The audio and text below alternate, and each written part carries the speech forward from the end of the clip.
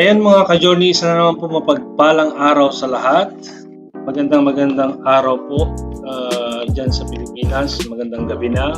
Dito sa UAE, magandang hapon po. At sa Europe, magandang umaga pa rin yata sa kanila. Ngayon naman po ating pag-uusapan is about mga dapat isa alang-alang balik manggagawa. Siyempre, dalawa lang po yan. Isa po, kailangan be an active OWWA member. Pangalawa, makapag-secure po tayo ng VALID OEC. May mga nagtatanong po, ano nga ba yung balik manggagawa? Balik manggagawa po ibig sabihin, of course, from the word balik, galing ka na sa abroad, uwi ka ng Pinas, then babalik ka ulit ng abroad. So, yan po yung pag-uusapan natin kung ano po yung process, ano po yung mga documents na kailangan nating i-secure bago tayo magbalik manggagawa. Unahin na po natin, syempre gusto ko pong malaman nyo po muna isa-isa kung ano po yung mga dapat nating tandaan. Marami na pong nagbablog about dito sa balik manggagawa, paano magkuha ng OEC, ganyan. Pero sa akin po, iisa-isahin natin at ipapaliwanag po natin ng maayos. Unahin po natin, ano nga ba ang OWWA? So, marami po kasi sa ating mga kababayan na hindi alam kung ano po yung OWWA. Medyo nako-confuse sila kung ano ibig sabihin nun. I-share ko na lang po din sa inyo. So ayan. OWWA. What is OWWA? Overseas Worker Welfare Administration is an attached agency of the Department of Labor and Employment o DOLE and a membership institution. So isa po siyang agency ng DOLE. Under po siya ng umbrella ng Department of Labor and Employment. It protects and promotes the welfare of overseas Filipino workers and their dependents. It was formerly known as Welfare and Training Fund for Overseas Workers and was organized in 1977. So medyo matagal na rin po pala to. 43 years. OWWA, as it's commonly known, is present in 31 overseas posts in 27 countries. It also has its regional presence in all the 17 regions. Marami po tayong mga branches all over the world. So ayan, ang susunod naman po nating aalamin is ano nga ba yung ginagawa ng OWWA? What does OWWA do? So ang nakalagay po, bali ang source po kasi nitong mga information na mismo dun sa website ng OWWA. So dun ko po kinuha lahat to. So ang sinasabi po dito, OWWA focuses on the welfare of the OFW and their families. It is present in all three stages of migration. Pre-departure, yun po yung bago tayo umalis. Sa on-site. Then, upon arrival. So, ibig sabihin, ang OWWA, nakafocus po sila yung pag-alis while the OFW nasa abroad at yung pong pagbalik nila sa Pilipinas. So, ibig sabihin yan pala yung OWWA, sa lahat ng OFWs, pagpaalis habang nasa abroad at pabalik, may pakialam sila sa atin. Kaya siguraduhin po natin na pag OFW po tayo, member po tayo ng OWWA. Tuloy po natin, OWWA educates them on the realities of overseas work. They also undergo basic language training abroad. OWWA assists the OFW whenever they encounter concern with their employers. Finally, when the OFW is back, OWWA is really with its livelihood training and program for the OFW integration. Reintegration. Yan. Kagaya ko nung nabanggit ko kanina, pagpaalis pa lang pala, nag-undergo tayo ng mga training. So, ito yung tinatawag nating, I think, experience ko na to when my first time to go abroad, nung nagpidos ako. Diba, dyan po lahat sinasabi, ino-orient tayo kung ano yung mga dapat na gawin, na hindi dapat gawin pag nasa abroad ka, depende po yan sa bansa, kung ano yung mga bawal, ano yung mga hindi natin dapat gawin na like in Middle East sa mga Muslim countries. Ino-orient na tayo agad bago tayo umalis. Isa yan sa mga responsibilidad ng OWWA. And then, while we are on abroad, like kagaya ngayon sa current situation natin during this COVID-19 pandemic, so sila rin po yung nag-a-assist sa atin kung paano tayo pauuwiin or nagbibigay sila ng tulong dito, like kagaya namin, na-displace kami sa work, tinutulungan po nila kami. And personally po gusto ko magpasalamat sa OWWA dito po sa Dubai. Salamat po sa tulong nyo sa amin. And then, yung pag-uwi. So sa mga yung ginagawa naman ng OWWA pag yung OFW nagbalik bayan na, so nagkakaroon sila ng mga livelihood programs, trainings. Ayan. So inuulit ko po, yan po yung role ng OWWA sa mga OFW. Yung pagpapaalis habang nasa abroad at pagbalik ng Pilipinas. Yan po, sana po maliwanag. Kung may mga katanungan nga po pala kayo, so wag po kayong mahiyang mag-comment sa section below. Type nyo lang po kung ano yung mga questions nyo at isikapin ko pong sagutin. Ang susunod naman po is, ano nga ba yung polo? So may mga kababayan kasi natin na medyo confused sa polo na to. Minsan kasi pag may kukuha ng OEC, sabi pupunta kami sa embassy. Yeah, embassy. Nandyan yung polo. Pero iba po kasi yung polo na office. So ibig sabihin po ng polo is Philippine Overseas Labor Office. Ito po yung opisina ng Department of Labor sa abroad. Yan po yung tawag nila polo. Basahin po natin. Polo is the Department of Labor and Employment linked to the world. So yan po yung opisina all over the world sa mga lahat ng consular or embassies sa iba't ibang bansa. It acts as the operating arm of DOLE. Yan po yung sinasabi nila. Yan po yung remote office ng DOLE sa iba't ibang bansa for the administration and enforce policies and program applicable to the overseas Filipino workers. So yan po. So lahat po ng activities, lahat po ng mga kakailangan ng OFW pag nasa ibang bansa tayo, hindi na natin kailangan dumirekta doon sa DOLE sa Pilipinas. Meron po tayong remote office sa bawat embassy sa kung saan mang bansa po tayo. So maliwanag po. Yan po yung ibig sabihin ng polo. Next po is, ipapakita ko lang po sa inyo yung parang organizational chart ng polo. Ang polo po ay pinapangunahan ng isang labor attaché. Siya po yung pinaka-lead. Sa polo po, nandyan na po yung SSS, nandyan na po yung pag-ibig. And then, under po ng labor attaché, meron po tayong tinatawag na assistant labor attaché at saka welfare officer. Ito nga palang welfare officer na medyo naging controversial last month dito sa Dubai, pero hindi po yan yung pag-uusapan natin ngayon. So under sa labor, assistant labor attaché, nandyan po yung verification, OEC issuance, labor assistance. So under naman po sa welfare officer, sila po yung bahala sa OWWA membership, welfare assistance, MWOFRC. Maliwanag po. Ito po yung structure ng polo sa mga bawat embassy kung nasa mga bansa po kayo. Sa polo po hindi po dito kinukuha yung passport. Iba pong department 'yun. So dito po sa polo, dito po yung verification, like pag magpapa-verify kayo ng contract nyo, kung kukuha kayo ng OEC, kung kailangan nyo ng labor assistance, kung magpapa-member naman po kayo ng OWWA, nandiyan din po yung welfare officer. Kung sino po yung like in charge para tumulong sa mga displaced OFW, nandyan po yung welfare assistance. At saka yung MWOFRC. Maliwanag po. Kung may mga question po kayo, please, huwag po kayong mahiya. Then next po is, marami po nagtatanong, magkano nga ba ang membership sa OWWA? Ayan po.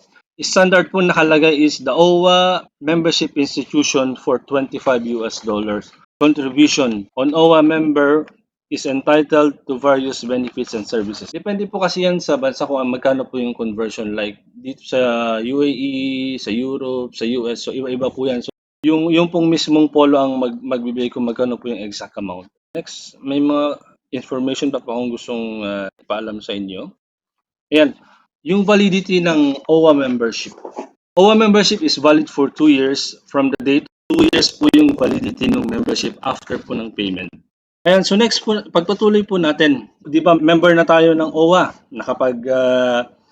Nakapagbayad na tayo, nakapag-submit na tayo ng mga requirements. Ang susunod naman po, isa pong requirements bilang isang balik manggagawa, yung OEC. So ano nga OEC na tinatawag natin? So OEC, Overseas Employment Certificate. So yan po yung meaning ng OEC. It's the certificate by the PUEA, Philippine Overseas Employment Administration, that verifies that the person is a registered overseas Filipino worker. So ibig sabihin po niyan, hindi ka makakuha ng OEC mo kung hindi ka member ng OWWA. So prerequisite po yan. Let's move on. So gaano nga ba katagal yung pagkukuha ng OEC? It should take no more than 15 minutes to process your overseas employment certificate at the PUEA. So, yan po yun sa opisina ng PUEA. Siguro ito sa Pilipinas. All OFW returning home should acquire an OEC using the Balik Manggagawa or BM online system. The OEC serves an exit pass that proves that the holder is properly documented and cleared by the PUEA to work abroad. Ito po yung pinaka-pass natin bago babalik sa bansa na pinagtatrabahuhan natin. Without an OEC, there's no way po na makakalabas po tayo ng bansa. Ito lang po yung pinaka-pass natin. Yan, maliwanag po ha. Kaya kung sasabihin yung may kontrata naman ako, may visa ako, that's not enough po. Kailangan po natin ng OEC as per the law. Magkano nga ba yung OEC? So, i-share ko lang po yung kung magkano yung OEC as per kung nasan po kami yun. Nandito po kasi kami sa UAE, so in Dubai. This announcement is important for Filipino expat as many flock to consulate in their country of development to seek an OEC in Dubai. Getting an OEC costs 110 dirhams for the initial application. So magkano nga ba yan sa peso? Around 1,400 mga nasa around 1,600 po o 1,500. Next, pag-uusapan po natin kasi marami pong medyo nako-confuse sa validity ng OEC. Sinasabi nila 3 months, 4 months, 5 months, 6 months. Or hindi po nila alam na may expiration po pala yon. Na minsan kasi may naririnig ako na nakakuha na ako ng OEC last year so pwede na ako umuwi at bumalik. So hindi po, may expiration po yung OEC. So nakalagay po dito, the OEC exemption number is valid for 60 days. So 2 months from the date of issuance. As a balik manggagawa, you're required by PUEA to secure before you return to your employer. So yan po, paulit-ulit po na sinasabi sa mga announcement na ito po ay requirements pagbalik po natin sa employer natin. An OEC or OEC exemption number is for single use only. It can't be reused after you presented it to the immigration. So, isa pa po yan sa dapat nating malaman. Minsan lang po natin pwedeng gamitin yan. Hindi po yan porket valid pa, tapos nagamit na natin, pwede pa natin gamitin ulit. Hindi po. Yan po nakalagay. Single use only po. And then, meron po nagtatanong, paano kung expired na yung OEC mo? So, ito po yung kasagutan dyan. How can I extend my OEC validity? Request for replacement of card e-receipt OEC shall be allowed only within a period of 1 month. So meron po from the date of expiration. So meron po siyang 1 month extension. So kaya lang kailangan mong i-apply yun. Otherwise, the application shall be treated as new request for processing and must be supported by the compliance with all the requirements for processing and issuance of BME receipt. So may mga nagtatanong, online lang ba or may iba pang way para kumuha ng OEC? Yes, meron po. Ito po yung sinasabi dito. Can I get an OEC at the airport? Pwede po, but only OFW who are on emergency leave of 5 days or less with confirmed flight booking can get an OEC on their departure date. If this is your case, get an OEC at Labor Assistance Center at NAIA. So meron po tayong LAC na tinatawag Labor Assistance Center sa NAIA sa mga international airport po sa Manila, Cebu, Mactan, or Davao International Airport. So pwede po, but provided, kailangan, of course, emergency is always an exemption. So ano nga ba yung mga requirements ng OEC? So ito po, isa-isahin natin kasi napaka-importante po ito. Kasi minsan, yung mga kababayan natin pumupunta ng Polo office or pumupunta ng OWWA doon sa Pilipinas na hindi nila alam kung ano yung mga dadalhin ng mga requirements. So first, of course, napaka-importante po. Kaya tayo mag-abroad, kailangan po ng passport. At hindi lang po basta passport, dapat yung passport natin is valid at least 6 months from the date of departure. So ipapaliwanag ko po. 6 na buwan dapat. For example, ang expiration ng passport mo is December 2020. Anong buwan na tayo ngayon? It's May. So, more than 6 months. So, pwede pa po. Pero, magte-take po ba tayo ng rest na more than 6 months na lang yung validity? Although, pwede naman. Kaya lang, kung ako po yung tatanungin nyo, mas mabutihin ko pong i-renew muna yung passport ko para bago ako mag-apply ng OC. Para kasi pagdating sa abroad, hindi na po hassle paparenew ng passport kasi istorbo pa sa trabaho mo, kailangan magpaalam sa amo mo, lalo na yung mga kababayan natin na nagtatrabaho sa bahay. So, mahirap para sa kanila. So, yan lang po yung tip ko sa inyo na as much as possible, keep your passport updated po. Then, susunod, valid working visa, work permit, or any equivalent document. So, syempre po, dapat may visa tayo na nakatatak sa passport, may working permit. Kasi sa mga bansa naman, kung wala kang work permit, hindi ka mabibigyan ng work visa. Then, pangatlo po is verified employment contract or offer of employment. Isa po ito sa isang napaka-importante. So, isipin ko po yung experience ko, what I did is, kasi dito na po ako nagpa-verify sa embassy natin. So, yung kontrata na mismo galing sa labor, sa gobyerno, na kung nasaan ka mang bansa nagtatrabaho, dalhin mo po yon and some other documents from your employer like certificate, employment offer, copy ng passport mo, passport visa. So yan po. Alam ko standard po yung requirements sa Polo pero sa ibang usapan po natin pag-uusapan para mas maliwanag po. Kasi ngayon usapang OEC po yung ginagawa natin. So para mapa-verify po yung contract, yun po yung mga requirements. Then dadalhin lang po yan sa Polo, then i-guide po nila kayo kung paano po gagawin, paano po nila i-verify yan. Then after ma-verified, yan, isa po ito sa pinaka-importante sa pagkuha ng OEC. Hindi, lalo na po dito sa abroad, hindi ka makakakuha ng OEC kung hindi ka kumuha ng online appointment mo. So, paano ka magkakaroon ng online appointment? So, kailangan mo pong mag-access sa BM Online. So from there, ito po, mapiprint mo na yung printed balik manggagawa information sheet. So, doon po manggagaling itong information sheet na to. Okay, maliwanag po. Kung may mga katanungan po kayo, please, huwag po kayong mahiyang comment po sa section below. Ayan, next po. Ayan, ito na po yung sinasabi kong BM Online.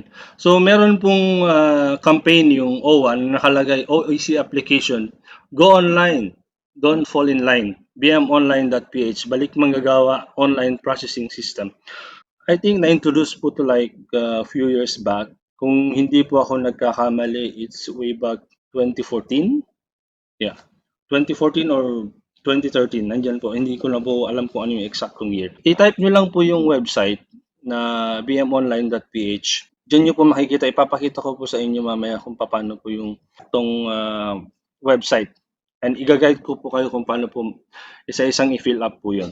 Then, bago po tayo magpatuloy, gusto ko lang pong pasalamatan po ulit kayong lahat sa patuloy na pagtangkilik niyo po sa JwdTV online. At of course, huwag niyo pong kalimutan mag-subscribe and share po. And pakiclick na rin po yung ring button para every time na may video po ako or may ganitong online live na discussion about sa OFW, magkakaroon po kayo ng notification agad.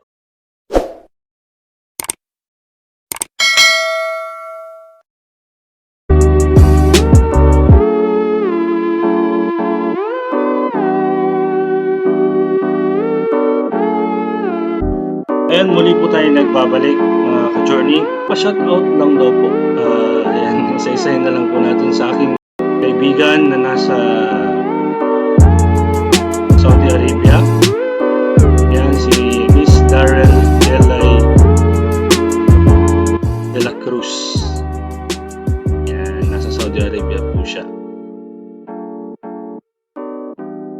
Next po is si Ed Shelo, yan. Shego, sorry.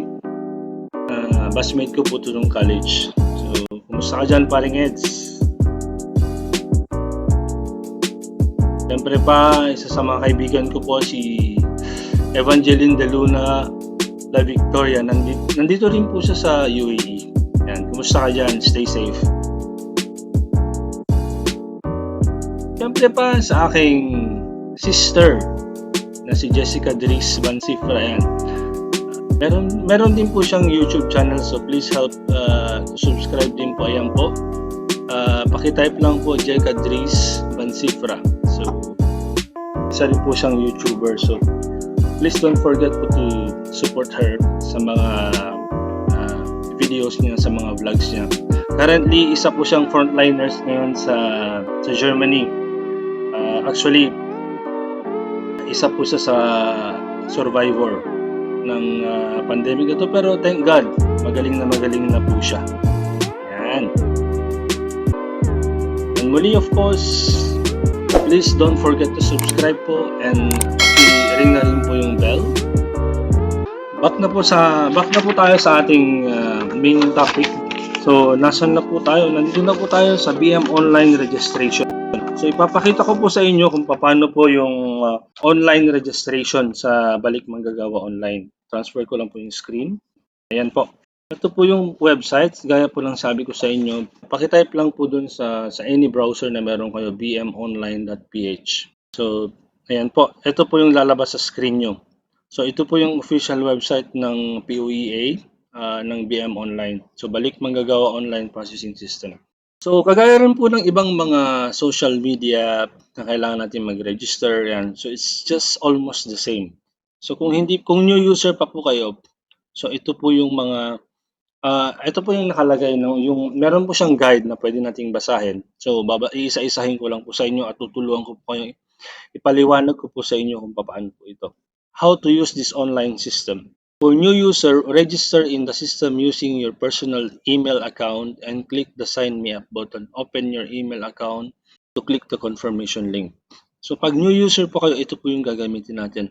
And then make sure po na meron po tayong email address. So yan. Kasi once na nailagay nyo po yung email address nyo dito, meron po siyang verification na dapat i-follow. So first, of course, kailangan po yung ito po yung information na dapat kung exactly kung ano po yung nakalagay dun sa passport nyo. Dapat the same details din po yung ilalagay nyo. So yung first name, halimbawa, first name ko po is Danilo. Then middle name ko is yan. Then yan yung apelido ko. So may mga nagtatanong, like kung junior ka, kung senior ka, the second, the third, saan ba inilalagay ito? Ako kasi personally, inilalagay ko po palagi next right after my first name. So, ganyan po yung ginagawa ko. Then, yung date of birth, nakalagay naman po dyan. Then, gender, yan. Email address po. Since meron na po kasi akong username, tinutulungan ko lang po kayo kung paano po i-fill up to. So, email address, ito po yung valid email address, dapat meron kayo yan. And then, password. So, isa lang pong tip sa paglalagay po ng password, dapat po yung natatandaan nyo or every time po na gumagawa kayo ng ganito, nag-fill up kayo na required ng new password, username, isa lang po yung sikreto dyan, ballpen at papel.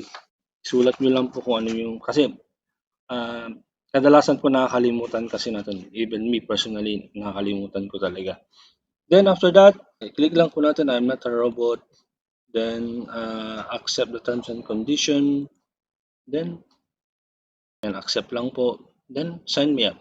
After po ng pag-fill up nito, may marireceive kayong email. So open nyo lang po yung email nyo, click nyo lang po yung verification, confirmation link doon. Then boom, registered na po kayo.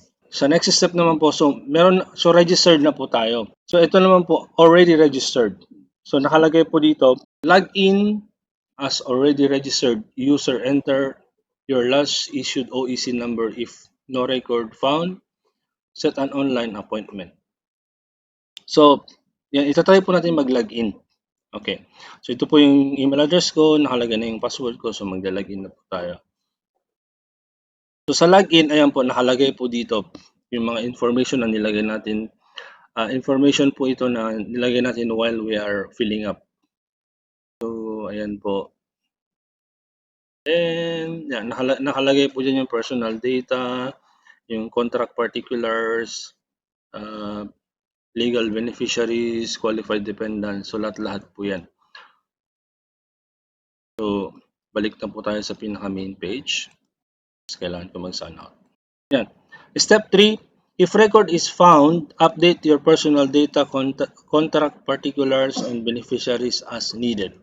So, ito po yung sinasabi nilang kung meron po kayong mga kailangang baguhin sa inyong mga personal informations, sa kontrata nyo, sa mga beneficiaries nyo, pwede nyo pong gawin after nyo po mag-login.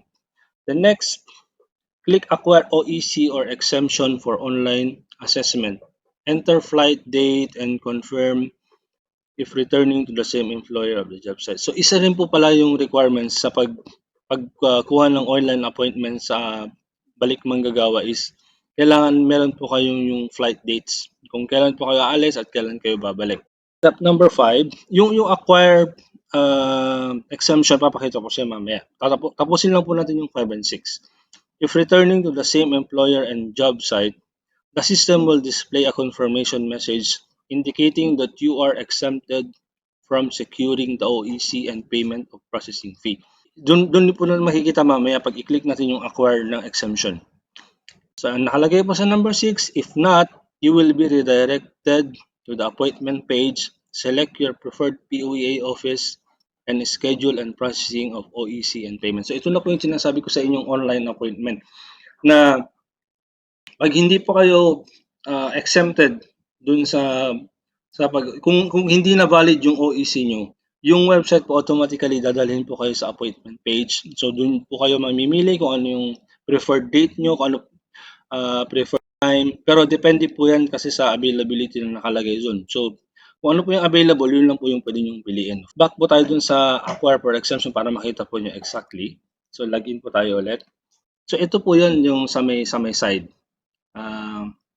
Acquire OEC exemption. So, click po natin yan. So, yan po, may lumabas. Please enter your expected flight and schedule. So, try po natin. For example, magpa-flight po ako ng 15 ng June 2020. Halimbawa, or June 29, 2020 yan. Kunwari, yan po yung flight ko by next month. Then, nakalagay po important reminder, make sure you have a valid work visa permit and passport at least 6 months. So, ito po yung palagi nilang, parang napaka-standard na po nito na yung validity ng passport natin, validity ng visa natin at least 6 months prior to our travel. Yan po yung lagi nating i-check as OFW. Your departure must be within 60 days from the issuance of your OEC. So, ito po yung, as binanggit ko po kanina, na may validity po yung OEC. So, within 60 days, dapat makaalis na po tayo or magamit na natin siya. So, yun po. An OEC exemption is intended for single exit only. You have to use the BM online system prior to your departure. Yan po, maliwanag.